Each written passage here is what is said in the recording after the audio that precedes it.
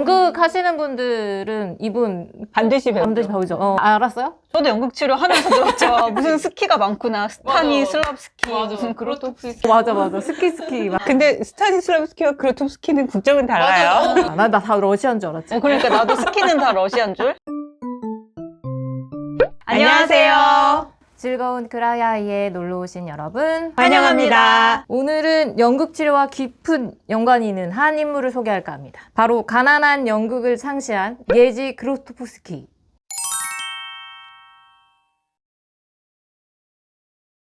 저는 연극 치료 처음 배우면서 이분 처음 알았거든요. 연극 하시는 분들은 이분 반드시 배우죠. 알았어요? 저도 연극 치료 하면서 들었죠. 무슨 스키가 많구나. 스타니, 맞아. 슬랍스키, 맞아. 무슨 그로토프스키. 맞아. 스키 막. 근데 스타니슬라브스키와 그로토프스키는 국적은 달라요. 나 다 러시아인 줄 알았지. 그러니까 나도 스키는 다 러시아인 줄. 자, 그래서 그 이분에 대한 연극 철학과 연극 치료와 어떻게 연관이 있는지 오늘은 그거를 살펴보는 시간을 갖도록 하겠습니다. 그러면 예지 그로토프스키는 누구인가? 1934년 폴란드에서 태어나 폴란드 국립연극학교에서 공부한 후 1959년 오폴레 실험극단을 창립하셨대요. 정통파야, 정통파. 그 이후에 세계적인 연출가로 자리를 잡으면서 20세기에 연극에 지대한 영향을 끼친 인물로 꼽힌다고 합니다. 그렇죠. 이 사람이 국제적으로 명성을 얻게 했던 게 1968년에 발표한 저서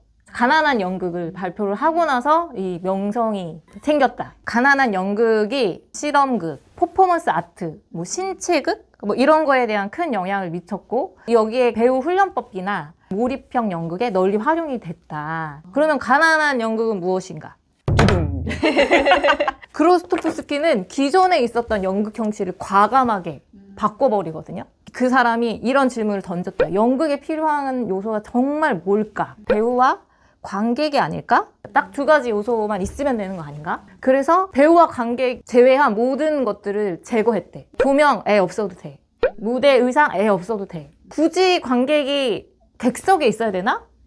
무대에 나와 있어도 되는 거 아닌가? 이런 식으로 완전 기존에 있었던 틀을 허물어 버렸다. 기존의 연극 형식을 허물어버리게 된 중요한 이유 중에 하나가 이 사람이 활동했던 시대가 이제 1950년대, 60년대 이때였단 말이에요. 그때 가장 중요한 변화 중에 하나가 TV. 각 집에 이렇게 들어오게 된 거죠. 영화가 연극이 갖고 있던 어떤 몫을 가져갔는데 이제 TV까지 그러니까 예전에는 사람들이 이제 뭔가 즐거운 거, 새로운 걸 뭘 찾으려면 극장에 갔는데 이제 아무도 그렇게 극장을 안 찾는다는 거죠. 그러면 연극이 없어지는 게 맞나? 아니야. 연극은 그럼에도 불구하고 연극만이 할 수 있는 무언가가 있어. 어떤 것도 훔쳐갈 수 없는 연극만이 가진 그게 뭘까를 질문을 막 하다가 그건 바로 행위자와 관객의 만남이야 라고 찾은 거죠.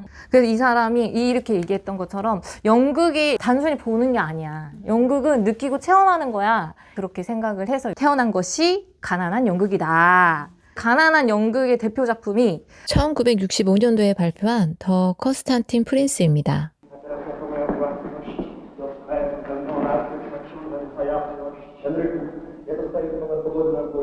그 연극이 그러니까 최소한의 조명, 최소한의 의상, 그리고 음향들이 다 배우의 목소리로만 내는 거예요. 특이한데 몰입돼. 그러면 그로토프스키의 배우 훈련법이 굉장히 많이 활용됐다라고 얘기를 했는데 그로토프스키의 독특했던 배우 훈련 방식은 뭐가 있었냐? 두 가지가 있대요. 전신 훈련과 부정법. 전신 훈련은 무엇이냐? 그러니까 목소리, 신체 이런 것들을 내가 어디까지 활용할 수 있는지 극한까지 활용할 수 있게끔 몰아붙였대. 이 사람은 뭐라고 얘기했느냐? 훈련이 아니라 이 몸과 내 마음과 신체가 하나가 되는 과정이다. 기존의 연극 훈련보다 강도가 높았대요. 실제로.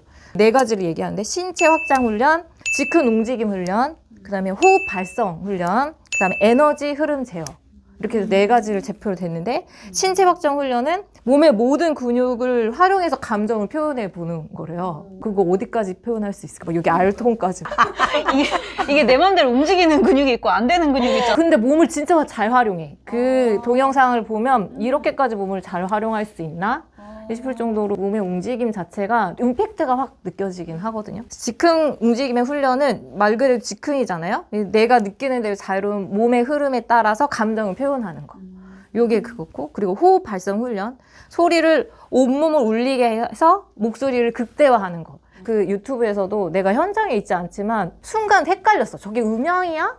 사람 목소리야? 근데 이제 들어보니까 사람 목소리더라고. 그런 식으로 목소리도 극대화해서 표현할 수 있게끔 했고, 그리고 에너지 흐름 제어는 몸을 통해서 감정이 직접 관객에게 전달되게끔 하는 방법들을 익혔다고 합니다. 그것이 전신 훈련이라고 했고, 두 번째 이제 부정법은 뭔지 효원쌤께서. 네네. 부정법은 말 그대로 부정을 통한 어떤 방법이다라는 뜻이에요. 비하 네거티브 이런 식으로 표현을 맞아요. 하는데, 배우의 마음 혹은 연기자의 마음이나 몸이 양파같이, 양파처럼 그런 구조로 되어 있다라고 생각하는 거라고 보시면 될 것 같아요. 되게 여러 가지 층으로 이루어져 있는데, 우리가 보통 연기를 할 때는 그 인물에 맞는 것을 내가 지어내서 보여준다 이렇게 생각할 수 있는데, 그것보다 내가 어떤 것을 표현해야 돼. 그럼 그거를 잘하려면 거기서 느껴진 어떤 감정이나 충동이나 어떤 것들이 잘 그냥 이렇게 느껴서 표현하기만 하면 되는데, 되게 연기가 잘 안 되는 이유는 그것을 방해하는 어떤 것을 내가 갖고 있기 때문에 잘 안 되는 거다라고 생각을 한 거죠.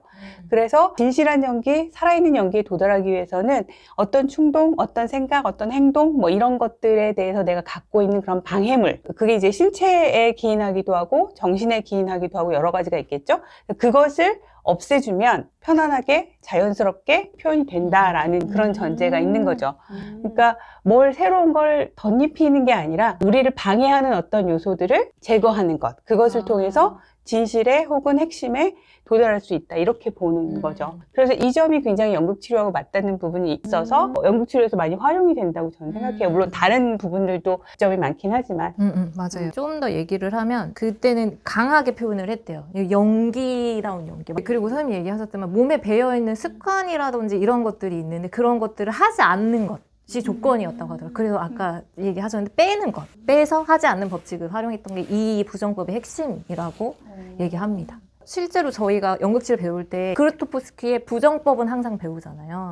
근데 이게 어떻게 연극치료랑 연계가 있는지에 대해서도 좀 얘기를 해주시면 좋을 것 같아요. 제 개인적인 경험을 하나 예를 들어드리면, 제가 예전에 이제 대학원에서 워크숍 작품을 하는데 주인공을 했답니다. 그런데 주인공이 연기를 연락 못해가지고 그 연출이 애를 먹었는데, 그러니까 주인공이 화를 내야 되는 장면이 있었어요. 근데 화를 못 내는 거야, 내가. 그러니까 대본상으로는 화가 난다는 걸 내가 이해하고 화를 나는 낸다고 냈는데, 다른 사람이 보기에는 그게 별로 이렇게 적절한 정도의 화가 아니었던 거죠. 그 연출이 저한테, 그래서 어떻게 나중에는 했냐면, 그냥 다른 거 다 아무 생각하지 말고 발을 계속 굴르라고 이렇게 발을, 그래서 제가 오른발이 아프도록 계속 발을 굴렀어요. 그러다가 어느 정도 이렇게 막 발도 아프고 열도 올라오잖아요.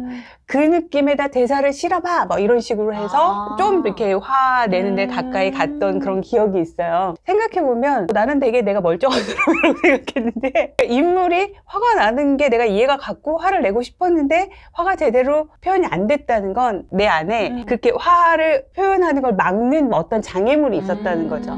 그거는 이제 연극치료 작업은 아니었지만 사실 치료적인 장면 안에도 이런 상황들이 많이 있잖아요. 그러면 그것을 막는 것이 뭘까? 그것을 막는 나의 경험, 그것을 막는 나의 어떤 신념, 뭐 이런 것들을 찾아서 변형을 시켜주면 적절하게 표현이 된다든지 이런 경우들이 생기겠죠? 그런 원리가 동일하게 적용이 된다고 생각이 들어요. 그 부정법이 선생님 얘기하셨던 대로 핵심 훈련이 연기 훈련이 아니라 자기 탐색과 해방, 이게 핵심이래요. 사실 화 못 냈던 사람이 그 막 부르기를 통해서 나는 화를 못 내는 사람이 아니라 해방할 되는 거죠. 나를 회방하는 것들로부터 해방되는 거. 제가 좀 더 추가적으로 이제 정리해보를 더 얘기를 해보면, 우리는 보통 사회적인 가면을 쓰잖아요. 내가 하고 싶은 말들을 안 하게 되고 타인이 원하는 가면을 쓰거나 그런 역할들을 할 경우가 있잖아요. 그렇게 하다 보면은 나도 모르게 내가 원하는 나의 모습이 아니라 타인이 원하는 모습이나 역할을 쓸 수 있는 거죠. 근데 건강하게 쓰면 상관이 없고 적절하게 하면 상관이 없는데, 이게 내 건지 네 건지 모르고 혼란스러워하는 사람들이 우리는 왕왕 이제 치료 현장에서 보잖아요. 그런 경우가 부정법을 활용해서 좀 접근을 할 수 있다. 그렇게 하는 것이 저희가 활용하는 방식이다라고 볼 수 있습니다. 근데 두 분은 실제로 이것들을 사용을 해 보신 적 있어요? 현장에서? 저는 부정법이라고 생각하면서 사용하진 않았는데, 저는 기본적으로 제 작업 방식이 그 맥락 위에 있다라는 생각을 하거든요. 그러니까 뭔가 부적절한 행동 패턴, 내가 계속 고수하는 이유가 뭔지 그것들을 함께 찾아보고 그걸 어떻게 제거하거나 혹은 완화하거나 혹은 적응적인 방향으로 변형할 수 있는지 찾아보고 그렇게 하는 것 자체가 부정법을 활용한 거다라고 내가 의식적으로 생각하진 않았지만 동일한 맥락이라고 생각해요. 저는 부정법이 심리치료와 이렇게 맥이 닿을 수밖에 없는 게 부정법을 활용했다라는 측면보다 오히려 거꾸로 그로토프스키가 제안한 연기법이 심리치료적인 관점으로 가져갔다라고 생각을 하거든요. 연기자를 그냥 그 사람이 갖고 있는 원래의 자산이 그대로 표현되는 거라고 봤기 때문에 네. 그 사람이 갖고 있는 어떤 장애물 혹은 자산 이런 것들을 자세히 살피고 그 사람을 자유롭지 못하게 하는 어떤 그런 것들을 제거해 나가는 것을 연기법으로 가져갔다는 것 자체가 이미 굉장히 심리치료적인 연기 훈련법이라는 거죠. 그래서 맞아요. 이걸 따로 뭘 적용을 하거나 이러기보다 너무 상통할 수밖에 없다라고 저는 생각해요. 어떻게 보면은 연극 치료를 그가 이미 그렇지, 했던 그렇지. 걸로 선구자다. 뭐 선구자까지는 아니지만 어쨌든 그 시작의 발판을 마련한 사람이다라고도 볼 수 있어요. 아주 유사한 형태로 예술의 영역 안에서 그걸 한 사람이라고 볼 수 있는 거죠. 제가 연극 치료 배울 때 그가 논의되는가가 되게 궁금했고 하지 말 거에 대한 정도까지는 몇 줄이 나오기는 하잖아요.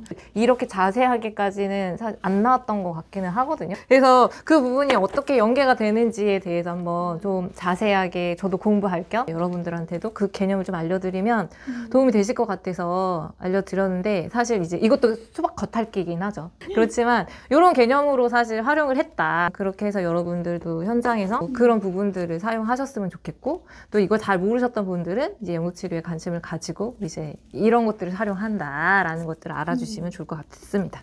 연극치료가 어떻게 연극사의 전통과 이렇게 연결이 되는 건지 이런 걸 이해하는 데도 도움이 되겠죠?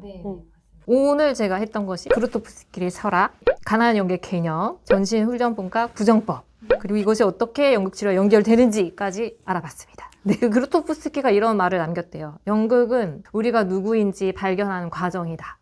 연극이 저는 단순한 공연이라고만 생각을 했거든요. 관객의 입장이 더 많았으니까 관객이고 배우고 나는 그거를 소비하는 사람이다 라고 생각을 했는데 공부를 하다 보니까 스스로 발견해 나가는 과정 중에 하나이구나. 우리가 다 그런 과정들을 거쳤고 지금 그런 것들을 해나가고 있잖아요. 그래서 굉장히 유용하다라는 생각이 많이 들었고 여러분들도 이제 내가 의식하지 못했던 가면들을 쓰고 계시고 힘들어 하신다면 연극 치료의 과정과 함께 나의 가면은 무엇인지 한번 발견해 나가면서 편안함을 느끼는 시간을 가지실 수 있는 계기가 됐으면 좋겠습니다. 내가 준비한 영상은 여기까지입니다. 우리는 모두 즐거운 드라이아이